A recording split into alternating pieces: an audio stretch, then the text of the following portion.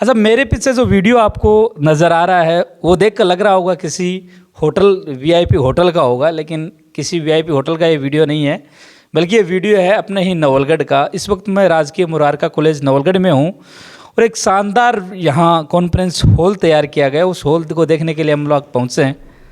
श्रवण जी sir हमारे साथ मौजूद हैं। सर पहले तो आपका स्वागत है हमारे चैनल पे।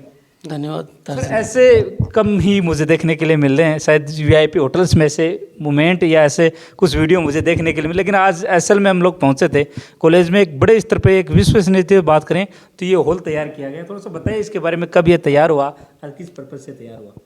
ये बच्चों को आधुनिक और तकनीकी शिक्षा देने के लिए और तकनीकी आधुनिक तकनीक जो है पढ़ाने की, उससे बच्चों को जोड़ने के लिए हमारे पूरे महाविद्यालय स्टाफ और आदरणीय जो गौतम जी मुरारका हैं सेवा ज्योति ट्रस्ट, उनके सहयोग से ये हमने तैयार किया। ये 26 मार्च को इसी साल ये हमने प्रारंभ किया था। एक सेमिनार भी कराई थी और अलग अलग समय पर जो विभिन्न क्लासेस के बच्चे हैं उनको यहाँ बैठाते हैं, लाइव क्लासेस भी दिखाते हैं और जो अदर जो भी विश्वविद्यालय हैं वहाँ के प्रोफेसर से डायरेक्ट बच्चों को इससे जोड़ने का प्रयास है। जिस तरीके से इसको मेंटेन किया गया है, एक लग्जरी रूप में इसको बनाया गया है, शायद मेरे हिसाब से खर्चा भी खूब होगा, सेटों का भी पूरा सहयोग रहा है इसमें। तो हाँ, सेवा ज्योति ट्रस्ट है, आदरणीय गौतम जी मुरारका, उनका पूरा सहयोग है और आगे भी जैसे भी हम उनको कुछ आवश्यकताओं के बारे में बताते हैं वो पूरा सहयोग हमारा करते हैं। और हमारी और भी कोशिश है पूरे स्टाफ की, हम सब लोग और भी स्मार्ट क्लासरूम बनाने के लिए सोच रहे हैं और भी करेंगे। सर कितना लागत के लगभग से? अब लागत तो देखो अभी सब चीज़ें अलग अलग की हैं, कुछ सेठ जी की तरफ से, कुछ हमारे लोकल फंड से हुआ है, तो भी वो तो भी। कितनी क्षमता आपने यहाँ कॉन्फ्रेंस हॉल की सर? इसकी 60-70 तो चेयर हैं, लेकिन हम 100 से ज़्यादा बिठा सकते हैं इसमें, एक साथ बच्चे बैठ सकते हैं। एक बार तो आप थोड़ा सा आगे आके, मैं कैमरामैन साथियों होंगे, जिस तरीके से इसको तैयार किया गया है वो चीज़ें दिखाइए। ऐसे आपको वीडियो, ऐसे आपके कुछ कॉन्फ्रेंस हॉल शायद ही कम कॉलेजों में, शायद झुंझुनू जिले की मेरे हिसाब से सर पहली ऐसी कॉलेज होगी अपने पास जिसके पास ये सर्विस है। ऐसा इसको जैसे मेंटेन किया गया है वैसे झुंझुनू गवर्नमेंट कॉलेज में भी है, इस तरह का बना रखा है वहाँ भी, और हमने भी बनाया है। उन्होंने बहुत पहले बना लिया था, लेकिन थोड़ा बहुत डिफरेंस है क्योंकि वो पहले बन गया था, हमने बाद में बनाया, तो कुछ स्मार्ट बोर्ड की तकनीक में थोड़ा सा अंतर। थोड़ा सा सर आपसे भी जानना चाहूँगा कैसे ये स्मार्ट बोर्ड यहाँ स्टूडेंट्स के लिए काम करता है और क्या क्या इसका स्टूडेंट के लिए आने वाले समय में फ़ायदे होंगे और वर्तमान समय में कैसे सर? आजकल का जो युग है डिजिटल युग है और आयुक्तालय के स्तर पे भी, राज्य सरकार के स्तर पे भी ये प्रयास किए जा रहे हैं कि बच्चों को डिजिटल शिक्षा से जोड़ा जाए।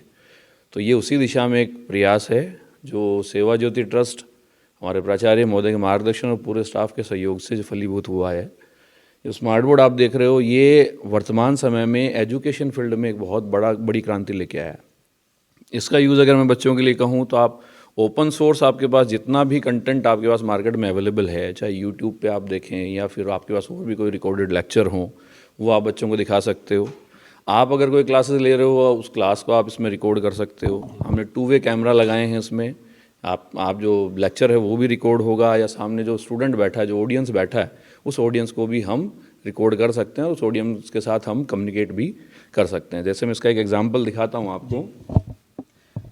ये जैसे हमारे कुछ बच्चे हैं, बच्चों से जैसे एमएससी के अंदर कुछ पावर पॉइंट प्रेजेंटेशंस होते हैं। पहले हम ये पावर पॉइंट प्रेजेंटेशन है प्रोजेक्टर पे करवाते थे, तो प्रोजेक्टर जो है वो आज के टाइम में वो टेक्निक है वो थोड़ी आउटडेटेड हो गई।